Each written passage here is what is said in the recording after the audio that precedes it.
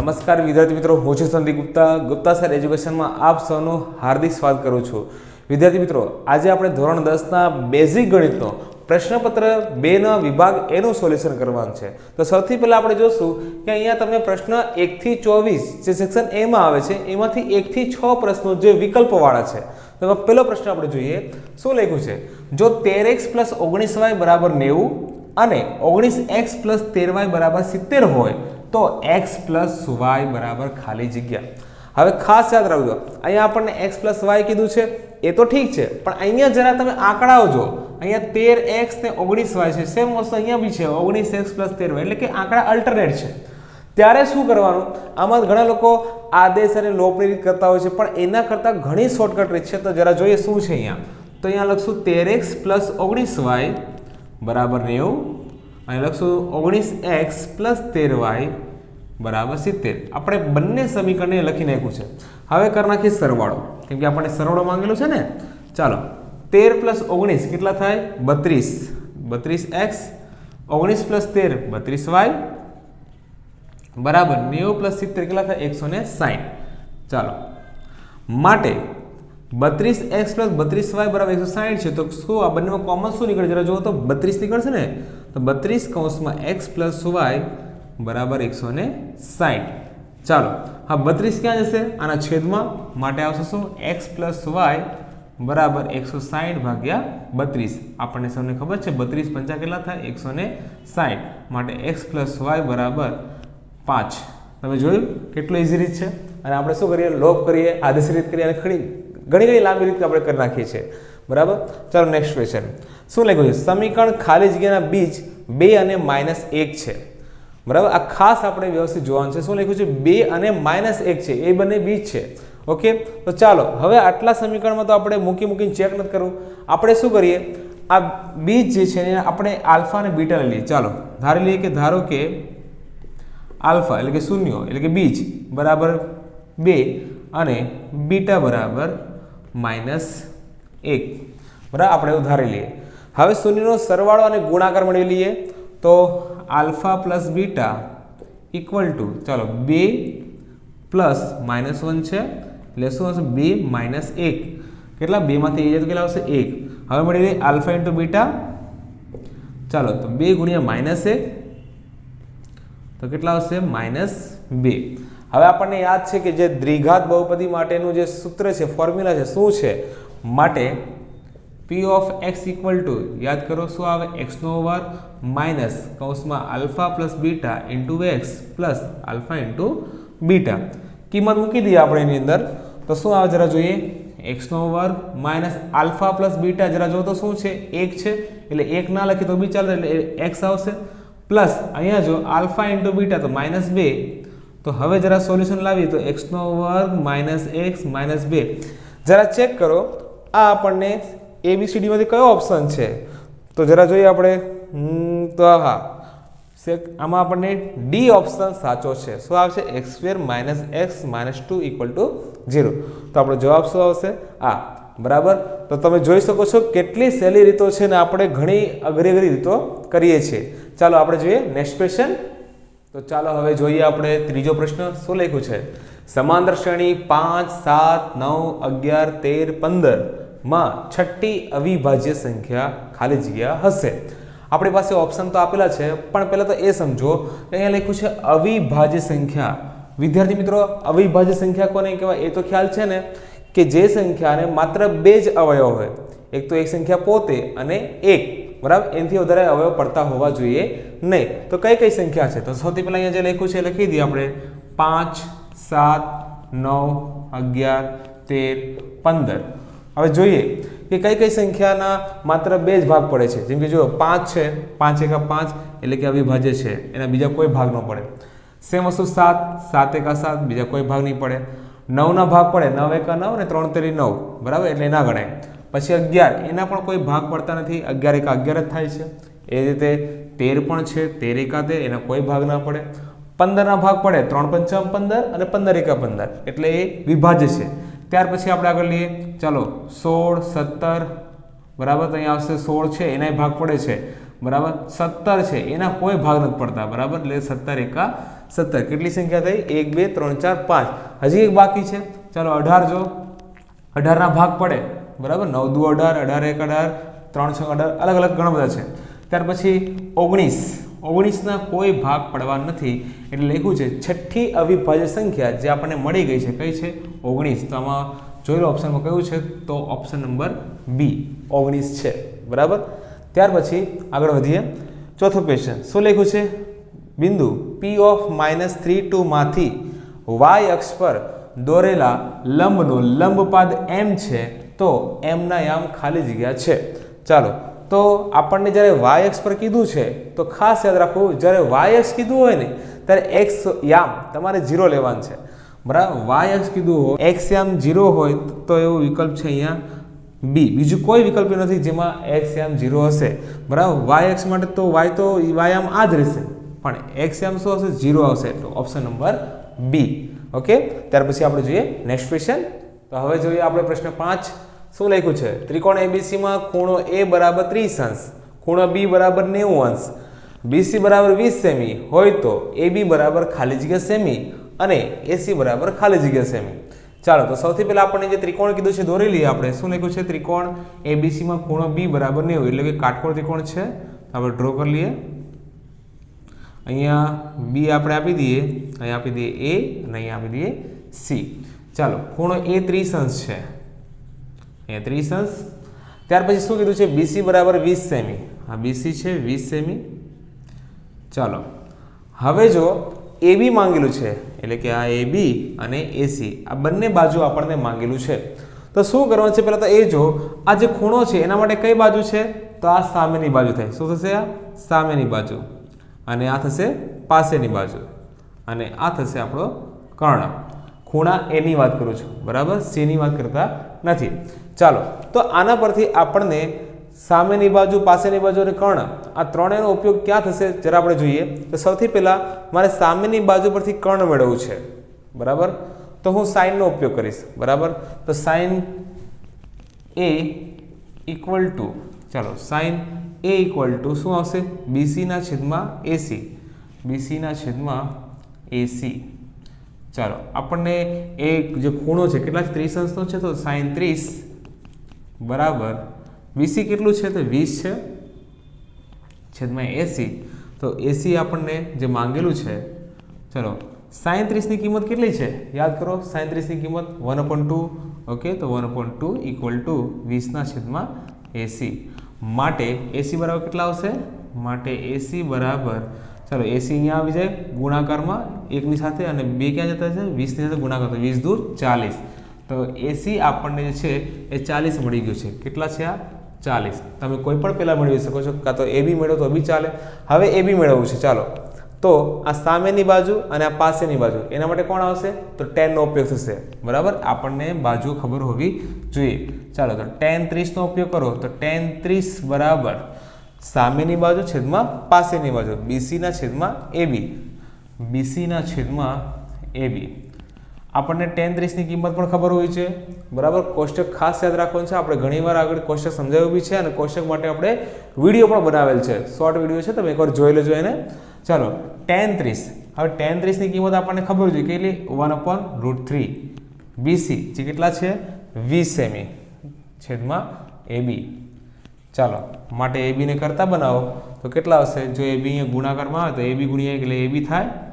અને √3 અહીંયા ગુણાકારમાં જાય તો કેટલા થાય 20√3 એટલે AB પણ આપણને મળી ગયું છે 20√3 તો જરા હવે જવાબમાં આપણે ચેક કરીએ કે સૌથી પહેલા 20√3 અને પછી 40 ક્યાં છે તો આપણો પહેલો જ ઓપ્શન છે 20√3 અને 40 બધા ઓપ્શન જો સેમ જ લાગે છે આપણને આ ઓપ્શનમાં ખાસ યાદ રાખજો બરાબર અહીંયા ભૂલ ન થાય આના બરાબર એની જગ્યાએ બી થઈ જાય બીજી જગ્યાએ એ ખાસ ધ્યાન રાખો કે જે પહેલા મળ્યું હોય એ જ આપણે જોવાનું છે તો પહેલા છે 20√3 અને પછી 40 તો આપણો ઓપ્શન એ આવશે ચાલો હવે સૌથી અગત્યનો સવાલ જે આપણે આગળના વિડીયોમાં પણ કીધેલું હતું બરાબર કે આ પ્રશ્ન તો લગભગ સ્ટાન્ડર્ડ હોય કે બેઝિક બધાને આવે જ બરાબર એટલે ધ્યાન રાખો ચાલો બહુલક માઇનસ મધ્યક બરાબર ખાલી જગ્યા ગુણ્યા મધ્યસ્થ માઇનસ મધ્યક આ આપણે યાદ કરો કે મધ્યક મધ્યસ્થ અને બહુલકના સંબંધનું સૂત્ર z બરાબર 3m - 2x બાર ઓકે તો હવે જરા જો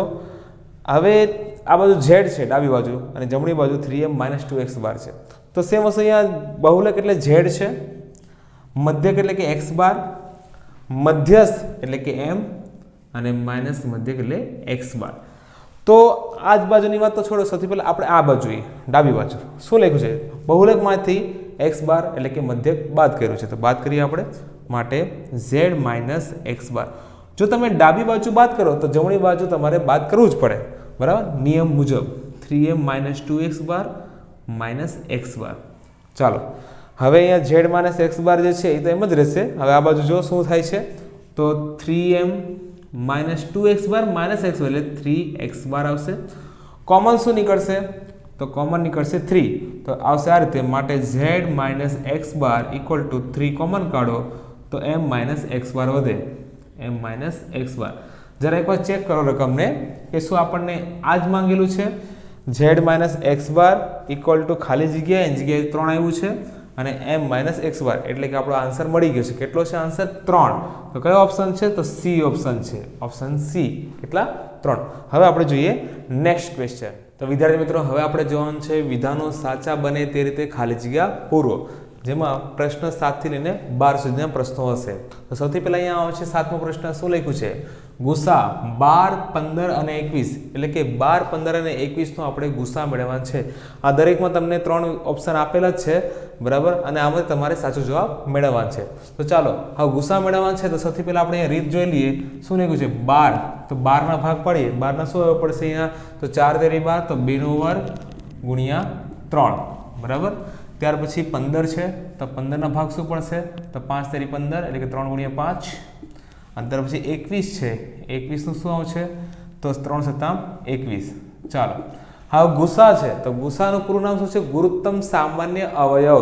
તો બધામાં જે સામાન્ય અવયવ કોણ છે? તો 3 છે, બરાબર. તો આપણો જે આન્સર આવશે કેટલો આવશે? 3. તો અહીંયા છે કયો? ઓપ્શન 3, બરાબર. ચાલો ત્યાર પછી શું લખ્યું છે? 8મા પ્રશ્નમાં લખ્યું છે જો કોઈ બહુપદીનો આલેખ x અક્ષને ફક્ત એક જ બિંદુમાં, ખાસ ધ્યાનથી જો, ફક્ત એક જ બિંદુમાં છેદે તો તે બહુપદી ખાલી જગ્યા હોઈ શકે. ચાલો આપણી પાસે છે x + 3, x² - 4 અને x³ - 27. આપણને ખ્યાલ છે જો x ની ઘાત 1 હોય તો એક જ બિંદુ આવે, એટલે આપણો જવાબ તો મળી જ ગયો છે, x + 3, બરાબર. હવે યાદ કરો, જો x² હોય તો 2 બિંદુ આવે અને જો x³ હોય એટલે વધુમાં વધુ 3 બિંદુ આવે, બરાબર. તો આપણો જવાબ જે કીધું છે એક જ બિંદુ, તો આપણે x ની એક જ ઘાત હોય એવું લેવાનું છે, બરાબર. તો આપણો આન્સર x + 3. ત્યાર પછી 9મો ક્વેશ્ચન શું લખ્યું છે? અશક્ય ઘટનાની સંભાવના ખાલી જગ્યા થાય. લગભગ આ કોઈને ન આવડતો હોય એવો પ્રશ્ન છે નહીં, આ બધાને આવડતું હશે, બરાબર. તો આમાં શું આવશે? 0. અશક્ય ઘટનાની સંભાવના કેટલી આવે? 0. ચાલો ત્રિકોણમિતિ એ ત્રિકોણની ખાલી જગ્યાનો અભ્યાસ છે, બરાબર. તો શું અહીંયા જો લખ્યું છે? ફક્ત ખૂણાઓ, પછી ફક્ત બાજુઓ અથવા બાજુઓ અને ખૂણાઓનો સંબંધ. તો આપણો રાઈટ આન્સર જે છે એ આ છે, બાજુઓ અને ખૂણાઓનો સંબંધ. આમાં બાજુ બી આવે અને ખૂણા બી, આ બંનેના સંબંધનો આપણે અહીંયા અભ્યાસ કરીએ છીએ. ત્યાર પછી 11મો પ્રશ્ન, ખાસ ધ્યાનથી જો, વર્તુળની અંદર, ક્યાં? વર્તુળની અંદર, તો જરા જોતા જો, વર્તુળ છે એની અંદર આવેલા બિંદુમાંથી વર્તુળને ખાલી જગ્યા સ્પર્શક મળે.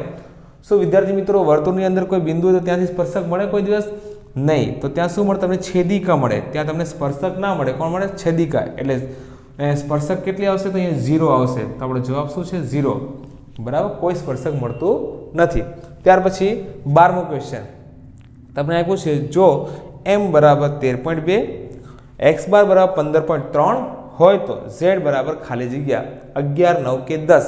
તો આમાં પણ આપણે રીત કરીશું તો જ ખ્યાલ આવશે. તો સૌથી પહેલા આપણે લઈશું અહીંયા જે સંબંધવાળું સૂત્ર છે, તો z બરાબર 3m - 2x બાર. 3m - 2x બાર આપણને જે કિંમત આપેલી છે મૂકી દો, m ની કિંમત અને x બારની કિંમત. તો શું છે અહીંયા? 3 કૌંસમાં m કેટલા છે? તો 13.2 -2 x બાર કેટલા છે? તો 15.3. હવે આપણે અંદર ગુણી લઈએ. 13.2 × 3 તો અહીંયા આવશે 13 તરી 39.3 × 2 = 6 -15 × 2 = 30.3 × 2 = 6. તો 39.6 માંથી 30.6 જાય તો કેટલા આવશે? 39 માં 30 જાય તો 9 અને 6 માં 6 તો 0, તો z બરાબર કેટલા આવશે? 9. તો આપણો રાઈટ આન્સર છે કેટલો? 9. હતો ને કેટલો ઈઝી, બરાબર. તો આપણા 7 થી 12 પ્રશ્નો જે ખાલી જગ્યાના છે અહીંયા પૂરા થાય છે. હવે આપણે જોઈએ નવા પ્રશ્નો. તો વિદ્યાર્થી મિત્રો હવે આપણે જોશું અહીંયા ખરા ખોટા કેટલા પ્રશ્નો છે. પ્રશ્ન 13 થી 16 સુધી છે. એમાં 13મો પ્રશ્ન છે, લખ્યું છે કે 95 વડે વિભાજ્ય હોય તેઓ 4 અંકનો મોટામાં મોટો પૂર્ણાંક 9975 છે. ઓકે, તો આવો જ્યારે દાખલો પૂછાય ને તો મોટામાં મોટો પૂર્ણાંક કેટલા? 4 અંકનો. તો મોટા મોટો પૂર્ણાંક કયો આવે? તો 9999 એ લખી દઈએ આપણે. એને આપણે શું કરીએ? 95 વડે ભાગી દઈએ, બરાબર. 95 વડે ભાગી દઈએ, પછી આપણે જોઈએ જવાબ આવે છે કે નહીં. ચાલો, તો અહીંયા આવશે 95 એકા 95, 9 માંથી 5 જાય તો કેટલા વધે? તો 4, 9 માંથી 9 0, ઉપરથી ઉતર્યા અહીંયા કેટલા? 9. ચલો, ભાગ ચાલશે? નહીં ચાલે. તો આપણે શું કરશું? અહીંયા મૂકશું 0 અને ઉપરથી હજી એક 9 નીચે ઉતારશું. ચાલો, 95 ના કયા ઘડિયામાં 499 ની આસપાસની કિંમત જરા આપણે જોઈએ. તો 95 ગુણ્યા 5 કરીને ચેક કરીએ તો પછી 25, 5 × 45, 46, 47. ચાલો, તો અહીંયા આપણે 95 પંચા મળી જાય છે. 95 પંચા 475. ચાલો, હવે 9 માંથી 5 જાય તો કેટલા વધે? 4, 9 માંથી 7 જાય તો 2, બરાબર. તો હવે તમારે એકદમ ઇઝી ક્વેશ્ચન છે અહીંયા. તો શું કરવાનું છે? 9999 જે છે ને, તો એમાંથી આ 24 ને બાદ કરો. જરા જો કે આટલો જવાબ આવે છે કે નહીં. તો ચેક કરીએ. 9999 માઇનસ 24. ચાલો, 9 માંથી 4 જાય તો કેટલા વધે? 5, 9 માંથી 2 તો 7, અહીંયા 9, 9. તો જો આપણો આન્સર આવી ગયો છે 9975, એટલે કે આપણો વિધાન જે છે એ સાચું છે, બરાબર. તો આ ખરું છે. ત્યાર પછી આપણે જોઈએ 14મો પ્રશ્ન. શું લખ્યું છે? આલ્ફા અને બીટા ગ્રીક મૂળાક્ષરો છે. આમાં કંઈ જ વિચારવાની જરૂર નથી. આ ગ્રીક મૂળાક્ષર જ છે, એટલે આપણું વિધાન કેવું છે? ખરું છે. ત્યાર પછી લખ્યું છે 15મો પ્રશ્ન. x + 2y - 4 = 0 અને 2x + 4y - 12 = 0 નો આલેખ બે સંપાતી રેખાઓ મળે. હવે સંપાતી રેખાઓ માટે શું હોવું જોઈએ? એ આપણને એ નિયમ ખબર હોવો જોઈએ કે એના માટે જે ત્રણેય ગુણોત્તર છે કેવા હોવા જોઈએ? સરખા હોવા જોઈએ. તો આપણે જરા જોઈએ કે a1/a2 બરાબર b1/b2 બરાબર c1/c2 થાય છે કે નહીં. ચાલો, અહીંયા જો 1/શું આવશે? 2, પછી 2/4, પછી 4/12, પણ અહીંયા -12 છે અને -4, તો બંને -12 લઈ લઈએ આપણે. શું બધા સરખા આવે છે? જરા ચેક કરીએ. 1/2 તો કાંઈ નહીં થાય. આનું થશે 1/2, એટલે આ બંને ઇક્વલ છે. 1/2 આવશે અહીંયા. હવે -4/12 છે, -12 છે, તો આ માઇનસ કેન્સલ, પણ 4 તેરી 12 આવે છે. એટલે પહેલા બે સરખા છે પણ ત્રીજું અલગ છે, એટલે બંને સંપાતી રેખા નથી. સંપાતી રેખા ત્યારે જ જ્યારે અનંત ઉકેલ આવે તો, અને બધા સરખા હોય છે, પણ અહીંયા આપણે છેલ્લું સરખું મળતું નથી. ઓકે, એટલે આ વિધાન ખોટું છે, બરાબર. ત્યાર પછી 16મો પ્રશ્ન શું કહે છે? એક પેટીમાં 2 અને 103, કેટલા? 2 અને 103 વચ્ચેના પૂર્ણાંકો લખેલા કાર્ડ છે. તેમાંથી પસંદ થયેલ કાર્ડ પર પૂર્ણ વર્ગ હોવાની સંભાવના કેટલા? પૂર્ણ વર્ગ હોવાની સંભાવના 2/103 થાય. તો વિદ્યાર્થી મિત્રો, પહેલા તો એ સમજો કે આપણને અહીંયા કુલ પરિણામ કેટલા મળવા જોઈએ. તો 2 અને 103 વચ્ચેના લખ્યું છે. 2 અને 103 ની વચ્ચે, એનો મતલબ અહીંયા 2 નહીં આવે અને 103 પણ નહીં આવે. તો કુલ પરિણામ કેટલા આવે? ચાલો, એમાંથી 1 અને 2 નીકળી જાય અને 103 પણ નીકળી જાય. તો ટોટલ તમારી પાસે કુલ પરિણામ કેટલા આવશે? 100 આવે. તો અહીંયા તો કુલ પરિણામ કેટલું આવ્યું છે આપણને? 103. તો અહીંયા જ આપણને વિધાન ખબર પડી ગઈ છે કે શું આવશે? અહીંયા વિધાન ખોટું છે, બરાબર.